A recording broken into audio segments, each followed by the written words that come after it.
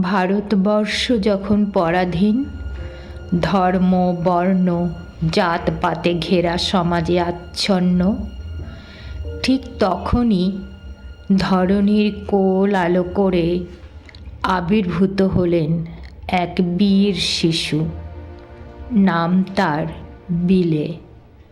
হিংসার আগুনে ঘেরা নরকে জন্ম হয়েছিল তাঁর। ছিল তাঁর বুদ্ধিমত্তা, জ্ঞানের অঢেল বাণী। ছোট্ট থেকেই স্বপ্ন ছিল তাঁর অহিংসা পরায়ণা স্বদেশ গড়ার।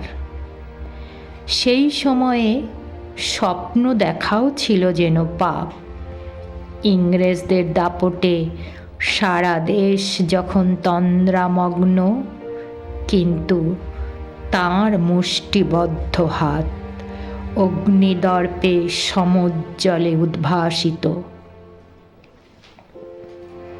বাবা মায়ের আদরের নরেন, হতে পারতেন তিনি অনেক কিছু, কিন্তু সংসারের মোহ তাঁকে বিকর্ষণ করত। গেলেন শান্তির সান্নিধ্যে দক্ষিণেশ্বরে বাবা রামকৃষ্ণ পরমহংসদেবের আশ্রয়ে। সেখানে অনেক দিন হলো পার। অবশেষে বোধগম্য হলো তাঁর। আদরের নরেন হয়ে উঠলেন বীর সন্ন্যাসী, বিলে থেকে স্বামী বিবেকানন্দ।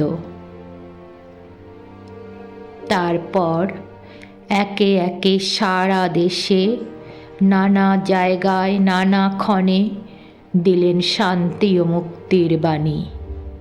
সেই মহান শিকাগো ধর্ম মহাসভা, বীর দর্পে একমাত্র প্রতিনিধি ও তাঁর সহকর্মীরা দিলেন সেই কালজয়ী ভাষণ। দলে দলে লোক তাঁর সান্নিধ্যে এলো। দেশের গৌরব সপ্ত সিন্ধুতে উঠে এলো। লিখেছেন অনেক পুস্তক, করেছেন অনেক কিছু। বেলুড় মঠ তার নিখুঁত প্রমাণ।